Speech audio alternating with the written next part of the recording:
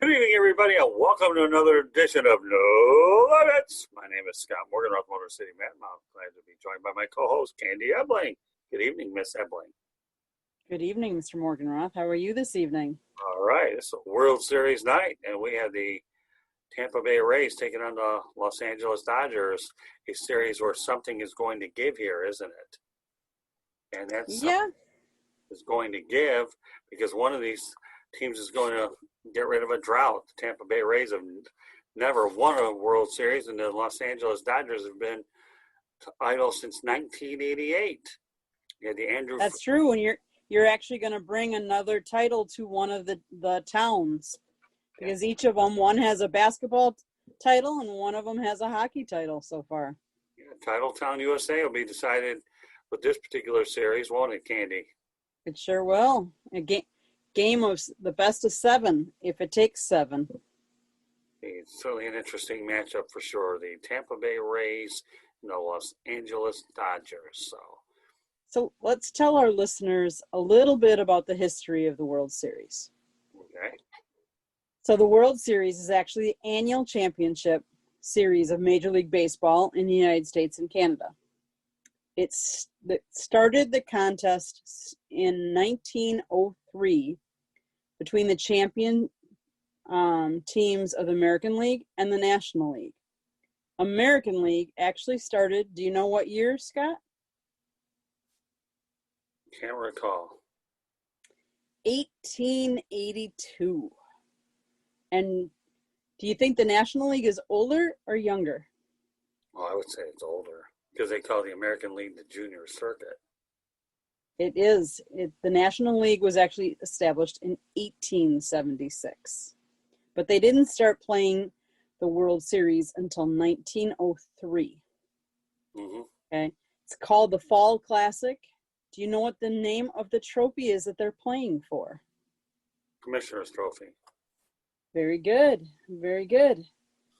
Do you know, this is a trivia question, what years since 1903 that the World Series started, what 2 years did they not play a World Series?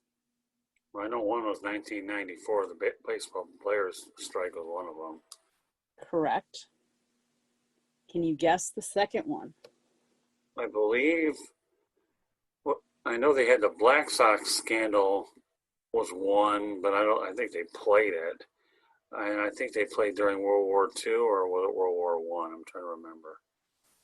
So it was actually the second year of the league. It was 1904 that they didn't play. And they didn't play because it was a business decision and they couldn't get along, the two leagues. So they decided not to play. Kind of interesting, don't you think? Oh, yeah. One interesting business decision 116 years ago. Long, long time ago. So, let's talk about some streaks. All right. What team let's start with the wrong side of things. What team has never even played in a World Series? Seattle Mariners. Correct. What teams have not won a World Series? Well, you got 5 of those. You got the Texas Rangers is one of them, obviously. You've got the Tampa Bay Rays, Milwaukee Brewers, San Diego Padres, and the Colorado Rockies. That would be correct. Do you know of those teams, 2 of them have only played in one game or one World Series? Do you know which 2? Yeah, absolutely. You have the Milwaukee Brewers and the Tampa Bay Rays going into tonight's action. And, of course, the Colorado Rockies have only played one series. Correct. And of those 2, do you know, let's see, how should I phrase this question? I'm just going to say the statement instead of giving it to you as a question. Of those 2, the Milwaukee Brewers played against who in the World Series? Do you remember? Cardinals, absolutely. They were part of the American League at the time, the Battle of the Beer Cities. Correct. And that World Series will never happen again. Why?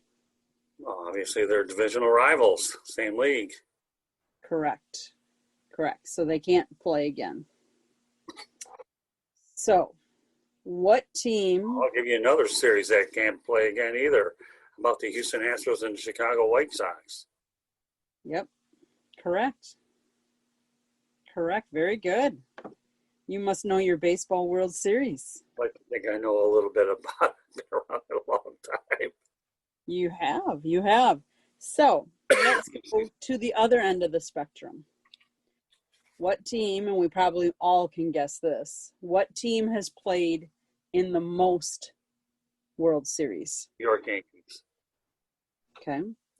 So how about what team, and there's two teams tied for, that have appeared in the second most series played? And we didn't discuss this earlier, so what would be your guess? That have played in the second most. Right. They've played in the second most series, not necessarily won, but they've made it there. I got played. Los Angeles Dodgers or the Brooklyn Dodgers are one of them. There's one. I also have to believe that the St. Louis Cardinals are the other one, or the San Francisco Giants, or the San Francisco New York Giants. So you would be correct when you said the Giants. And the Cardinals are only shy by one series, but right. Very good. Very good. So what team obviously has won the most? New York Yankees are 27.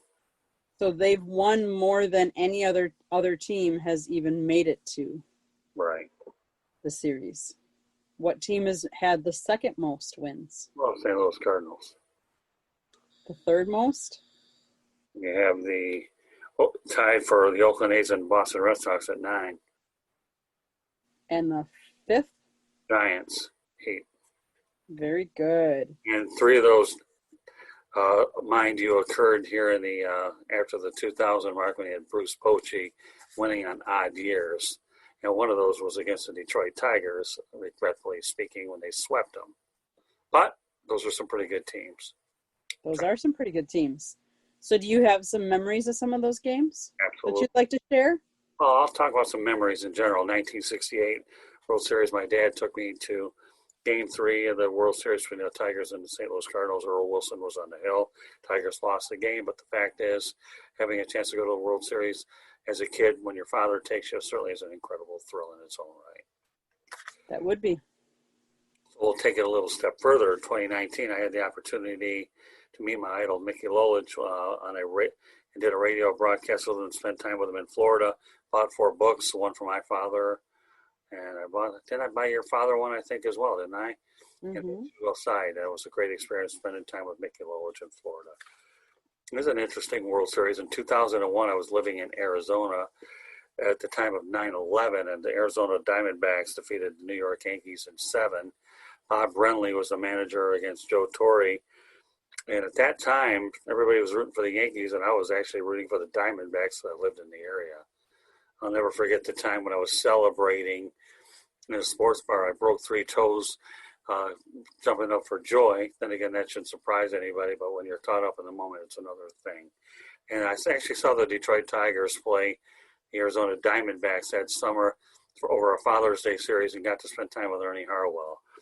That was neat. And then in 2003, lo and behold, here in southern Florida, the Miami Marlins would end up winning a World Series, and I covered a clinching playoff game versus the San Francisco Giants when you had a collision at the plate involving Pudge Rodriguez, who would subsequently play for the Detroit Tigers. So I know you've played, and we're not going to play it on the air tonight, but there's a play that or a game that you listen to on YouTube that you have it on as one of your favorites. Can you tell us a little bit about that? Well, I mean, I like to listen to a lot of the Tigers back in the 68 World Series. Mm-hmm. Of course, you can't forget that they won the 84 World Series as well, and I had a chance to cover them in spring training in 1985. So I've been thankful enough over the years for me to have met some people from the 68 and 84 Tigers, not only, in my later days as a sports media guy, But people like Mickey Lolich, Alan Trammell are guys that really stand out. Another person that I can tell you that I really enjoyed dealing with is Jim Price of the Detroit Tigers. And Jim Price is another guy, Alan Trammell. And I think, of course, to me, the all-time favorite that I'll always be able to talk about is Ernie Harwell. Mm-hmm. One of the things that I remember you have played for me is when Kirk Gibson had his walk-off hit. Yeah, Kirk Gibson. What World Series was that? Well, 1988. Okay. But he also had an impact in the 84 World Series when he dared Rich Gossage to throw at him, and they wanted to walk him in. Gossage refused to do it, and he hit a monumental home run in the 84 World Series. I actually spent time, you and I saw Kirk Gibson when we were there a few years ago in September at Comerica Park, and Kirk Gibson was involved in some really big World Series moments, that's for sure. Mm-hmm. I agree. So since you're talking about people and World Series, what player has the most World Series rings? Oh, Yogi Berra with 10. Very good. Now, there is one person that has more rings than Yogi Berra. And he did it as a player and a coach. Any guesses? Was a player and a coach. Well, Yes. he had to have more than 10. He has 17. I'll even give you that number. So he was a manager Mm-hmm. and a coach. I would think it'd be Casey Stengel, wouldn't it? It is not. It is Frank Crosetti. Like, I'm going to guess that. Hey, I tried. Frank Crosetti. Okay, that's definitely a trivia question. Well, that's what this show is all about, learning about some of the history. Crosetti. And it prides me that I can actually pass some of that history on to you, because you normally know all of everything, every question I ask, any trivia question like that. So I finally found something I could teach you. So thank you. You're welcome. I wonder if we could bring Louis Adio-Weiss on the program and see if Louis Adio-Weiss can come up with it. He's a statistical genius, but he wouldn't have gotten Frank Crosetti. I don't think so. So now that you bring up Frank Crosetti, who was he with? Oh, I didn't even look up that one. Oh, okay. Well, then we'll have to do a little research post. We'll have to do some. Yeah, we'll have to do some research there. I'll do some quick stat. It doesn't matter. But which league? So Frank Crosetti, American baseball shortstop, nicknamed the Crow.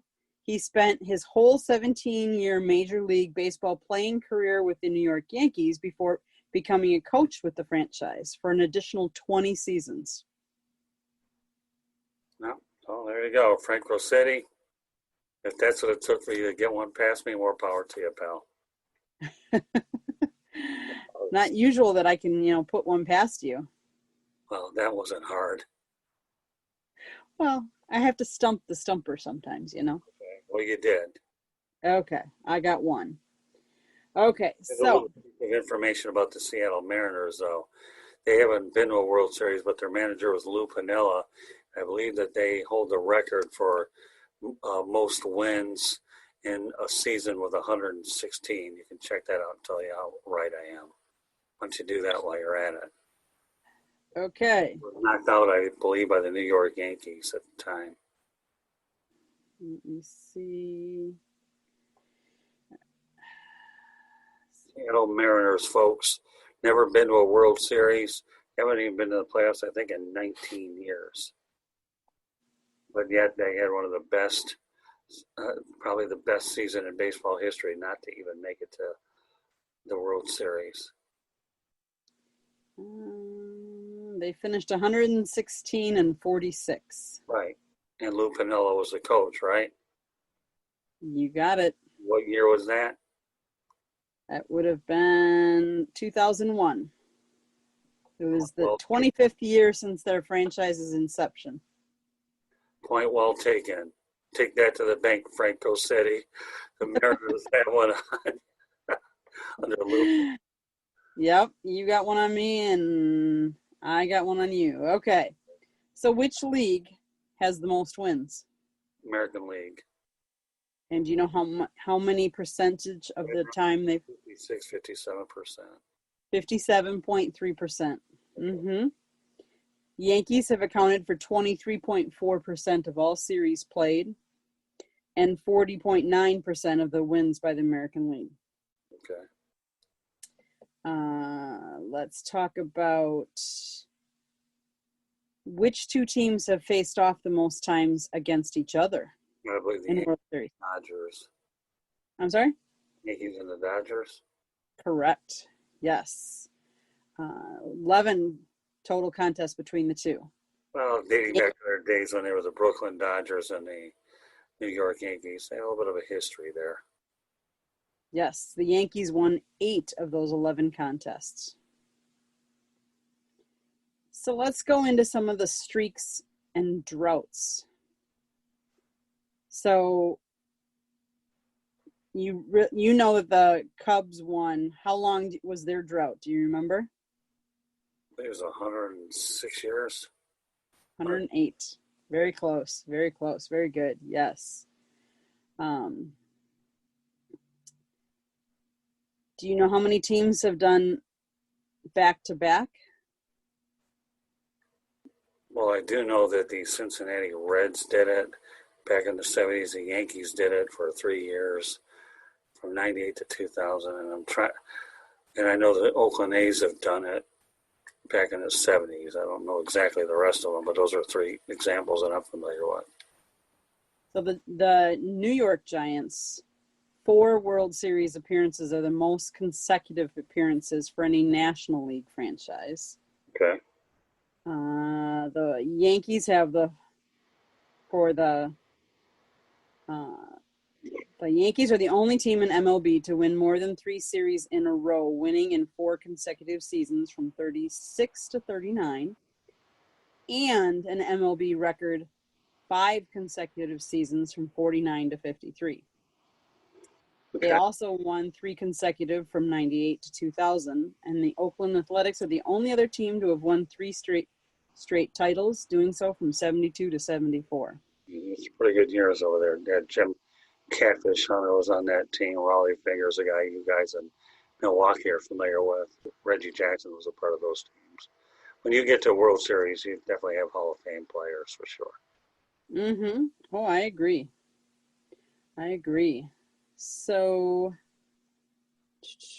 let me get back to my quick stats, of course, that I'm going over. So we said that the Chicago Cubs have the longest drought. 108 years. Yep. Took Joe Madden and Theo Epstein to get the job done for him. And of course, you don't want to talk about a streak buster. You got Theo Epstein pulling the trick with the Boston Red Sox, and he did it with Terry Francona. Theo Epstein pulls the trick in Chicago. Those are with Joe Madden, and Theo Epstein's going to land himself in the Baseball Hall of Fame. Very good. Very good. Let's go to the Cubs and Dodgers are tied at 7 apiece for most World Series losses between World Series victories. The longest duration without back-to-back World Series champions is currently active at 19 years. And that's from after the 2000 New York Yankees to the present. The longest sequence of World Series in which each was won by a different franchise is 10, from 78 to 87. And the streak was broken when the Dodgers won it in 81 and then again in 88. Okay. So do you know what World Series the home team lost every game? Wasn't that the Diamondbacks and the Yankees? No, it was actually last. It was. Well, I think it was last year, wasn't it? The Nationals and the Astros. Yes. I remember that. Okay. Yes, nobody won on their home turf. Right. It's a good one. And interesting, trivia. That home field advantage didn't mean anything. It didn't. And where are they playing this year's? I'm playing Globe Life Field. Neutral So site. there's a home field advantage of this one either. Well, it's a neutral site. I think it's the first World Series ever being played at a neutral site for obvious reasons. Correct.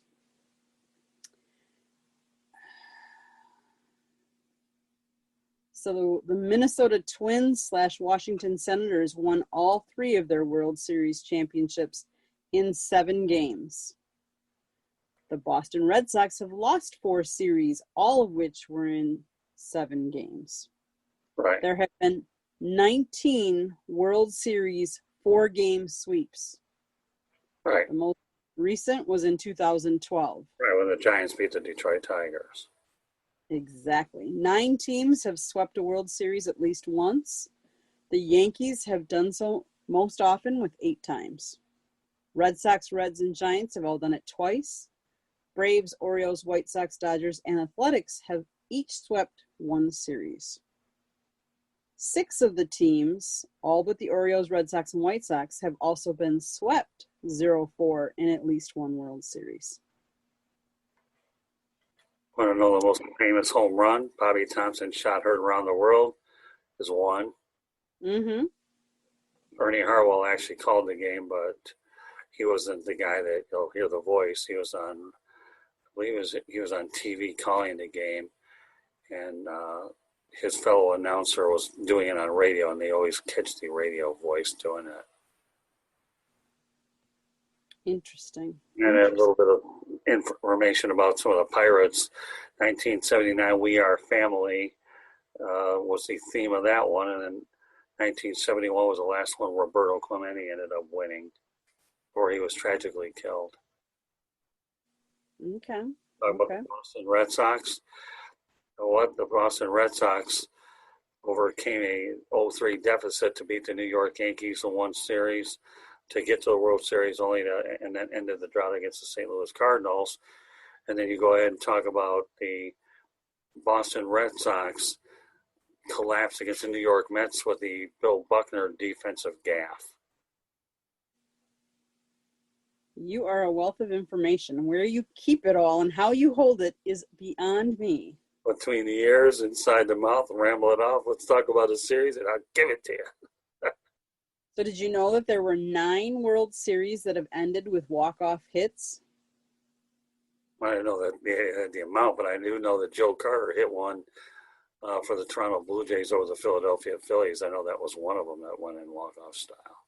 5 of them were in a deciding Game 7. Right. In addition, the deciding Game 8, because 1 game had ended in a tie of the 1912 World Series, ended in a walk-off sacrifice fly. Right. The Twins in 24 and 1991 are the only franchise to win 2 series in that fashion. 2 men have ended a World Series with a walk-off home run. You said which one? You said Joe Carter was one of them for the Blue Jays. And the other one goes back just a wee bit earlier. It would be Bill Mazeroski. Right, the Pittsburgh Pirates. Correct. There was 1 World Series that ended on a runner caught stealing. Okay. In the bottom of the 9th inning of Game 7. Do you know who it was? No, I wouldn't know that. It was Game 7 of the 1926 World Series, and it was the famous Babe Ruth of the Yankees that tried to steal second base with 2 outs, and his team trailing the St. Louis Cardinals 3-2. I know that Jack Morris went ahead and pitched a gem. I think it was 10 or 11 inning gem against the Atlanta Braves. Look at Jack Morris's byline. He ended up winning a world championship with the Detroit Tigers. I think he won one with Minnesota, and I think with Toronto. I think he has 4 titles to his credit. You check it out. I'm pretty sure I'm right there. Pretty sure you are. What can I tell you? I don't know how you remember all this stuff. I really don't. But I love the game of baseball, Candy. I've been covering it for many years. I really do. And when you love a game as much as I've enjoyed this sport, to me, it's pretty hard to not pay much attention to it. We know that Reggie Jackson was called Mr. October because he hit 3 home runs in one game against the Los Angeles Dodgers. So that's where Mr. October came from. So do you know there has about the perfect game by Don Larson? The only perfect game ever came up with Don Larson of the New York Yankees. Do you know there has only been one instance in World Series history where the series MVP was selected from the losing team? Okay. This goes back to 1960, and the New York Yankees, it would be Bobby Richardson. Okay. So if you're ever wondering, local rivalries. Okay. When two teams share the same state or metropolitan area, fans often develop strong loyalties to one or the other. So can you name a couple of these series? I'd be more than happy to. I remember the San Francisco Giants took on the Oakland A's in the Earthquake series, and the Los Angeles Dodgers who took on the Oakland A's, and then you also had the LA Angels taking on the San Francisco Giants, and of course you can't forget about the many times that you have the New York Mets and the New York Yankees. You have St. Louis Cardinals and the Kansas City Royals, which is a good prelude to our guest Mark Littell will be on the Sports Exchange tomorrow night with myself and Stuart Hack. Let's see. And who's Mark Littell? Mark Littell. Who is he? He used to play for the St. Louis Cardinals and the Kansas City Royals. Then you also have the LA Dodgers and the Brooklyn Dodgers and New York Yankees. And of course, you have the New York Giants and the New York Yankees as well. So a lot of your backyard series have taken place within those geographic regions. How about in the Midwest? In the Midwest, I believe, I don't know if the White Sox ever played the Cubs, did they? I believe they did. They did. Had to do it. Had to do it back in the 40s or earlier than that. The first city to host an entire World Series was Chicago in 1906. Well, I knew it was. White Sox were known as the hitless wonders that year, with the worst team batting average in the American League. And the Chicago Cubs had a winning percentage, a record that still stands, but an upset was to be brewed. The White Sox beat the Cubs 4-2. Okay. Interesting. So we have the I70 Series, which was called the Kansas City Royals and the St. Louis Cardinals, which the Royals ended up winning that series, I believe, in 7 games. I think the last game was decided by 11-0 score, if I remember right. Look it up. We'll sure that it was a whitewash at the time. Okay. When was that one? I want to say it was in the 80s. And who was it again? It was? You had the Kansas City Royals over the St. Louis Cardinals, and the Royals manager at the time was Dick Hauser. Oh, goodness. Okay, so let me Google that. Google's my friend, my technology friend here. Let's see. I want to say it was 1985. Kansas City Royals versus who? St. Louis Cardinals. St. Louis Cardinals. Pretty good players on that team, too. I think George Brett was on there, Hal McRae, Brett Saberhagen, Dennis Leonard. If I remember right, those are just some of the players. I know George Brett was on there. 1985 World Series. See, you do know your stuff. Yeah.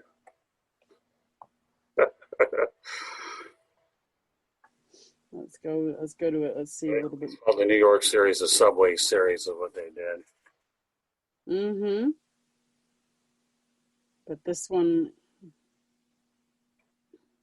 it was the 82nd edition of the World Series. It was a best-of-7 playoff between the American League champion Kansas City Royals and the National League champion St. Louis Cardinals. The Royals upset the heavily favored Cardinals in 7 games.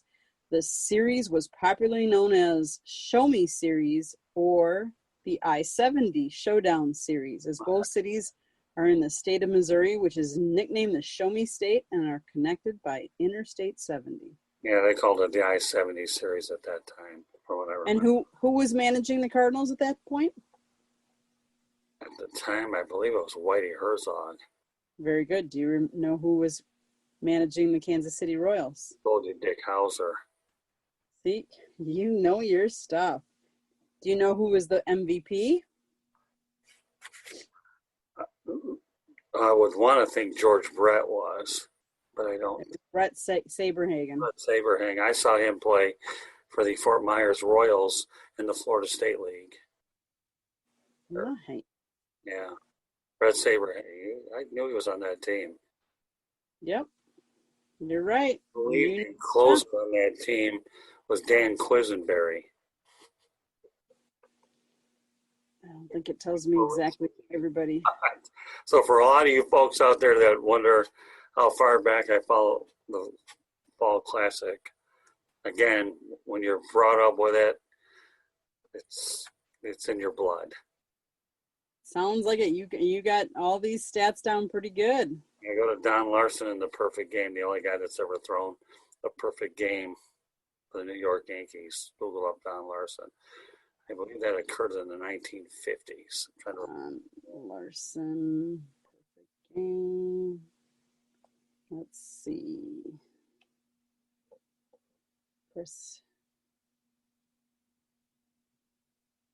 Monday, October 8th, 1956, Game 5. Right there. You are right there, I will admit. One thing I can tell everybody is that this year will be one of the lowest attendance because they're limiting it because of COVID-19, but one of the lowest attendance in decades. Pay attention to that COVID-19. I just think that baseball can't eat it. It's just fortunate that they've even made it to the World Series when you consider the numerous outbreaks that they happen to have early in the year when we wondered whether we would get to this point. But baseball navigated to it very, very well and adjusted on the fly, and more power to them that we're even looking at a World Series.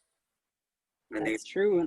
I'll tell you what, these teams have had to earn it, playing 5, 6, 7 games in a row, but they haven't had to travel.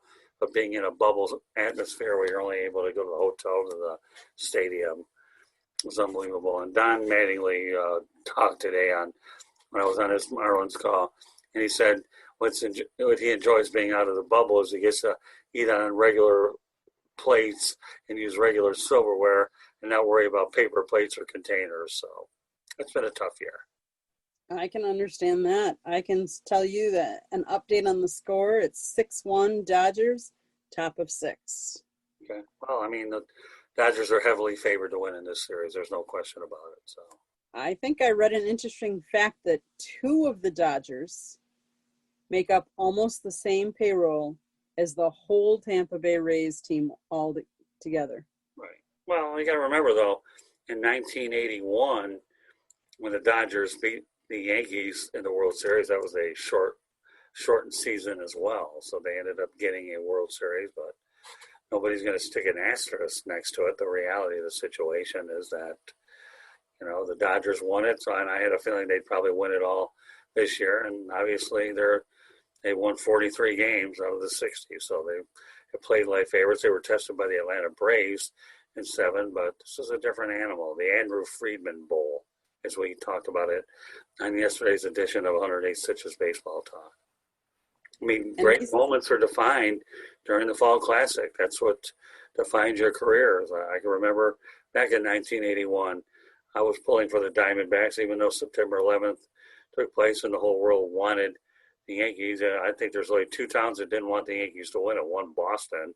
And although maybe they were sympathetic toward New York, but we weren't we didn't care about in Arizona. We were on the other coast. We were pulling for our Diamondbacks. I understand that. I think these 2 teams had the best regular season record going into. Well, they're the only 2 teams that have 40 wins all year. Mm-hmm. Right. So, I in mean, the shortened season. record-wise, you have the two best teams playing. Even though they were built far differently, but regardless, they are the two best teams. And when you look at the alternative, you didn't want the Houston Astros climbing into the World Series with a sub 500 record either, 29-31, or that would have given baseball a black eye the sport did not want. I would agree with that. Any other interesting facts that you want, or any stats that you want to throw out there? I don't really care about stats. When I look at World Series in general, let's look at some of the ones. Look at Jack Moore. Look up Jack Morris and what he did pitching that extra inning shutout. He left the Detroit Tigers. He has a World Series ring with the Tigers. Look how many World Series that he does have. Jack Morris. Yeah. Talk about a complete game, extra inning game against the Atlanta Braves. The Toronto Blue Jays won 2 World Series. The Montreal Expos should have been. They were one of the best teams ever in 1994. Never made it to the World Series, as it turns out, Ernie Harwell once told me that baseball died in Montreal when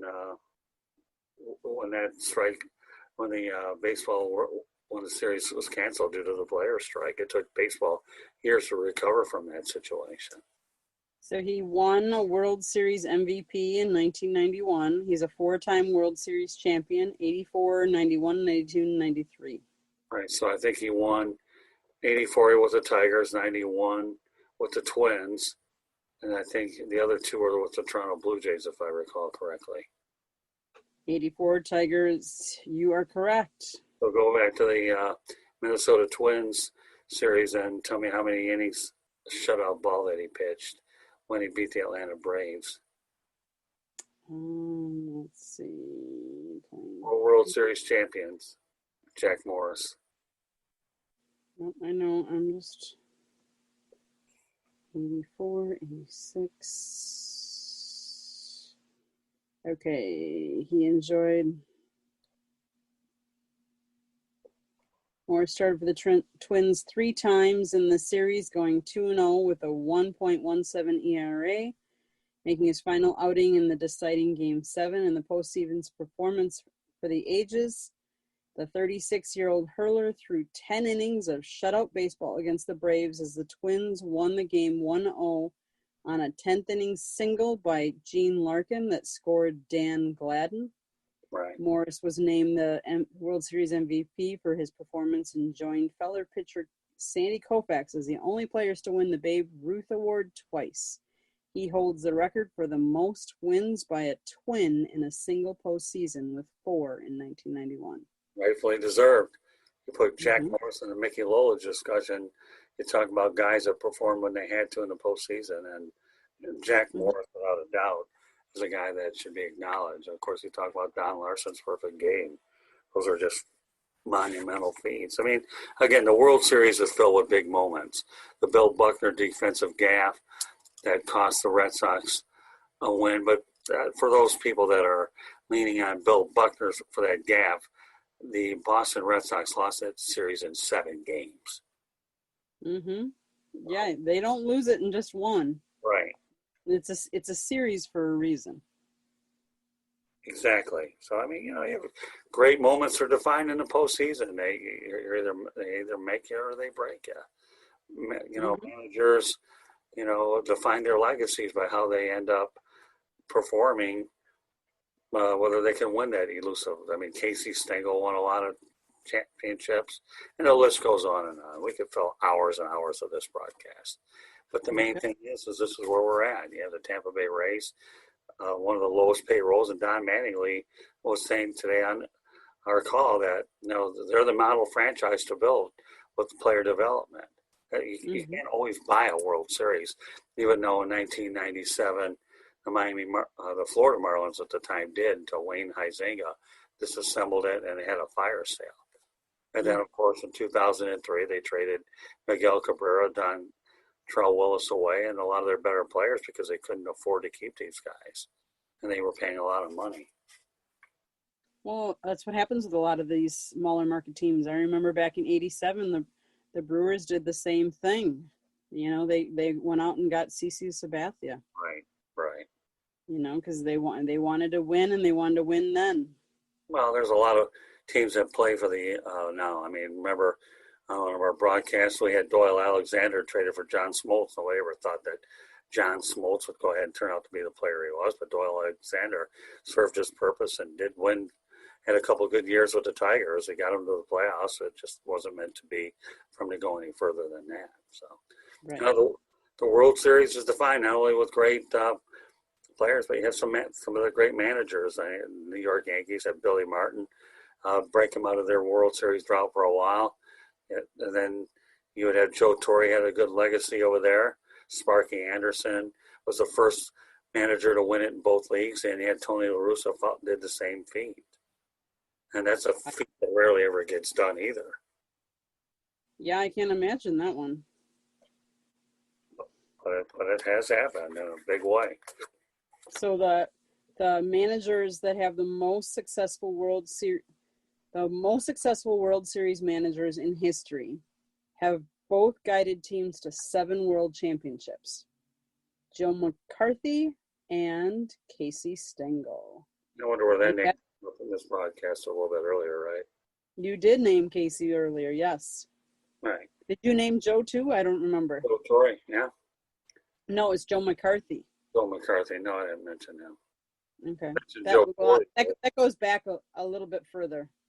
It just stumped me. He might as well do it in the 1920s.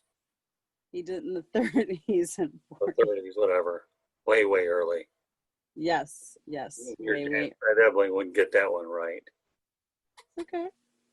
It's okay. I wouldn't have gotten it right either. So you've gotten more right than I ever would have.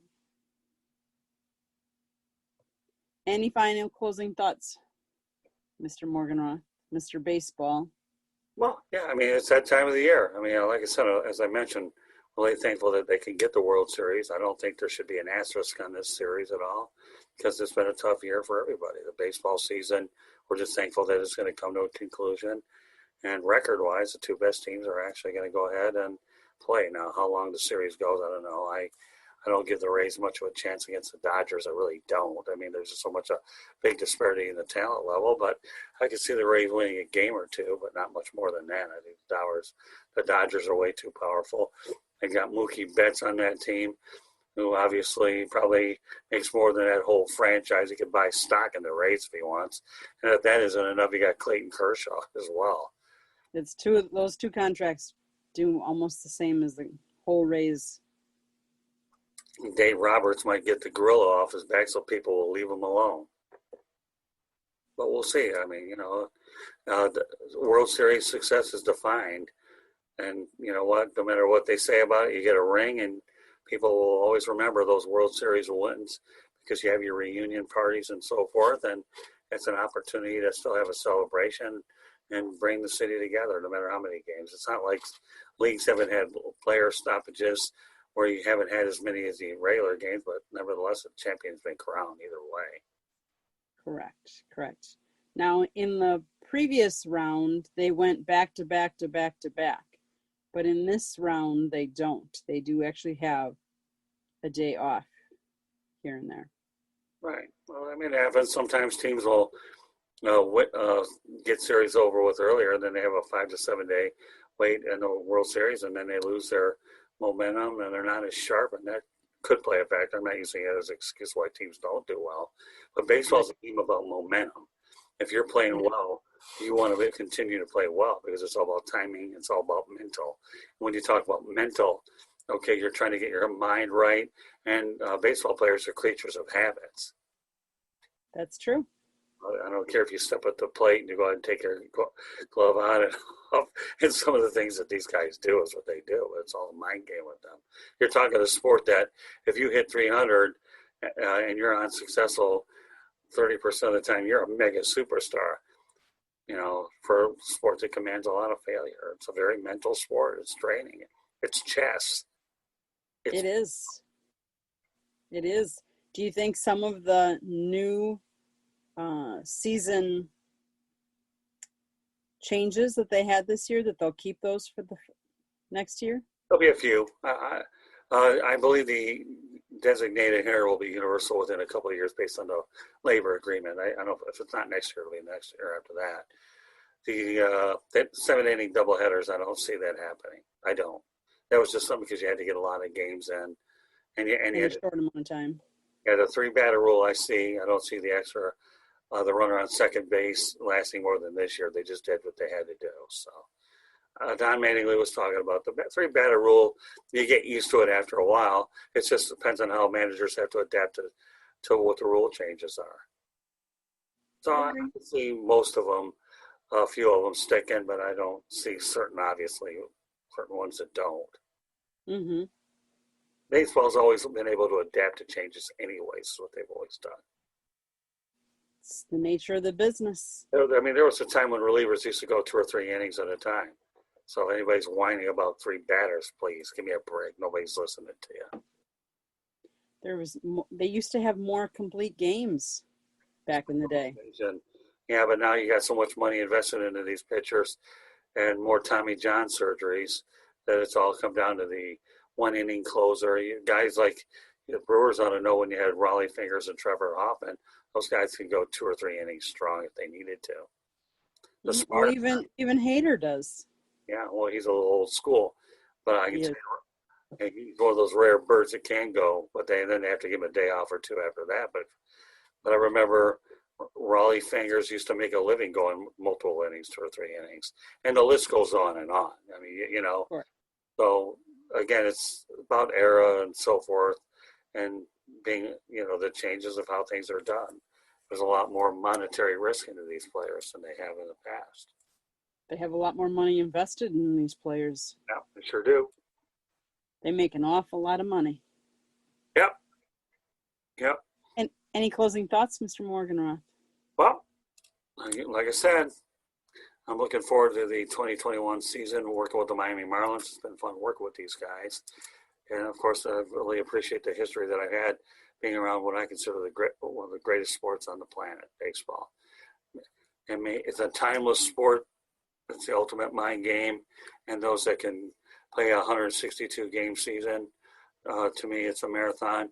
You find out how good you really are. Shortened season, you had the pennant races, so a lot of guys got much needed, valuable experience this way. So, look forward to. I enjoy the baseball guests that we bring on our network. I love the Mark Littells, the Barry Foots, and the list goes on and on. Some of the people that we've had numerous times. I would agree. So, where can people find us and listen to those broadcasts? All right, the audio version of No Limits can be found on Apple Podcasts, Spreaker, Spotify, iHeartRadio, Google Podcasts, wherever you get your podcasts. Again, Apple Podcasts, Spreaker, Spotify, iHeartRadio, Google Podcasts, wherever you get your podcasts. You can follow us at Twitter at Tribune South, Facebook and Instagram, South Florida Tribune. YouTube channel, please subscribe to that channel, South Florida Tribune. Give you 6 reasons why you should do it. Sports Exchange is on there. No Limits, the show that you are watching and listening to here. 108 Stitches Baseball Talk, Real and the Rare, Fantasy Football, and of course the South Florida Tribune podcast, which preceded this show tonight. You can find our website, www.southfloridatribune.com. We have a section for Motor City Monitor, which entails a lot of Detroit sports. I like to maintain contact with my hometown, Detroit. We also have our media distribution partners that provide content to the website, as well as our columnists, and the broadcasts are on the WSAN dropdown. Our email address is southfloridatribune@gmail.com, and you can connect with me, Scott Morgenroth, on LinkedIn. I'll be more than happy to connect with you, and maybe there's a chance we can connect, bring on a show, do business, whatever you guys want to do. So, any closing thoughts and words of wisdom, Candy, for COVID-19? COVID-19, mask up, wash your hands, social distance. This is not something to take lightly. We're seeing an uptick. Whether this is the second wave, I'm not sure, but we need to stop it and control it as much as we possibly can. Again, mask up, social distance, don't be part of big gatherings, and wash your hands. Couldn't have said it better myself. So, on behalf of Candy Ebling, this is Scott Morgan, Roth Motor City Madmouth. Thank you for joining us on this edition of No Limits. Candy and I will look to do better next week, come up with a brand new episode, and our goal is to make sure that we can give you the best information we can and try to hit the best subjects that are most in demand. And if anybody has any ideas for subjects, please don't hesitate to contact us. So once again, everybody, have a great night. We'll catch you next week on No Limits. Good night, everybody. Thank you. Good night, everybody.